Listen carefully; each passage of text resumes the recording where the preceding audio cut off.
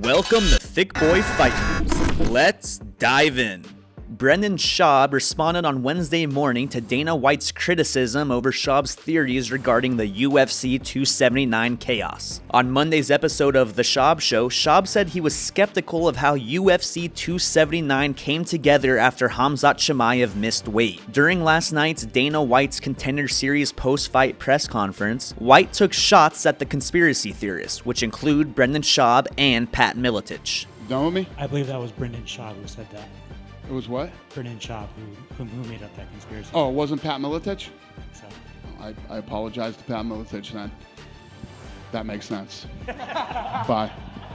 Schaub took to Instagram to respond in length to White's comments. Oh God, here we go again. I've been nothing but cool and thought you'd learn from the last time you mentioned my name and got destroyed. Unfortunately, not surprised you're a bully. Always have been. You put on a pair of designer jeans and some hip sneakers and think you're cool. You're still a dork with a frat bro vocabulary. Calling me and numerous people dummy, dumbass, fuck idiot because we have questions about the chaos at UFC 279. Also, no one is talking about gate tickets. I was referring to pay-per-view buys and how UFC 279 was trending, which you don't release to the public, but we'll say it went great, bros. Sorry, we just don't buy what you're telling us after lying numerous times, but the sheep media you pick to attend events don't have the balls to call you out. Just in the recent press conference, you were caught lying about extra compensation to the fighters. You need a reality check. You're surrounded by yes men. You're not special. You're not original. You're a low-budget Vince McMahon. Every move you make is a copycat of that dude. Only thing you have in common is you're both on steroids and dressed like assholes. Need I remind you your origin story is a failed cardio kickboxing instructor who had two rich friends in high school to fund this business. Now go make a cool video with the Nelk Boys to stay relevant, or have your PR team come up with a good press story to distract the fans away from fighter pay and how they have to wear those awful Under Armour rock shoes and won't see a dime. Dummy. P.S. Quit stealing my shows on Thick Boy Network and recreating it on Fight Pass, okay? Also, leave Pat Miletich alone.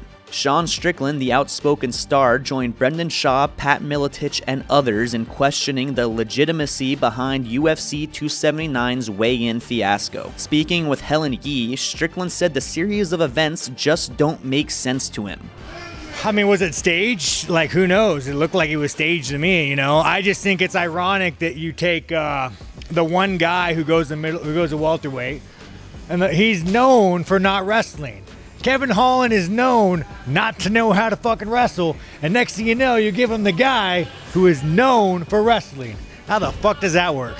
Staying with Strickland, in news first broken by Helen Yee and later confirmed by Dana White, the main event fight night matchup between Sean Strickland and Jared Cannonier has been rebooked. The pair were originally scheduled to fight on October 15th, but the bout was scrapped after Strickland needed treatment on a finger infection he got from sparring. The two middleweight contenders will now headline December 17th's fight night in Las Vegas.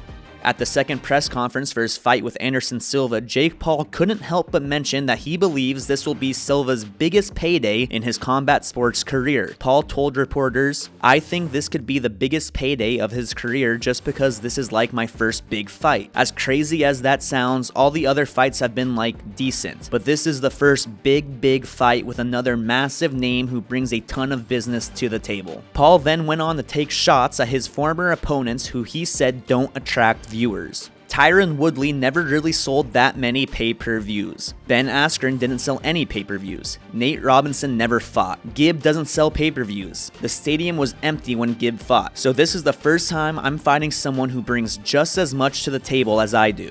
Looking for more original MMA content? Check out the rest of Thick Boy YouTube. Exclusive interviews, opinion, and fight analysis is available weekly on The Schaub Show, Food Truck Diaries, and Fight Night Flashbacks. Subscribe so you don't miss any of the action.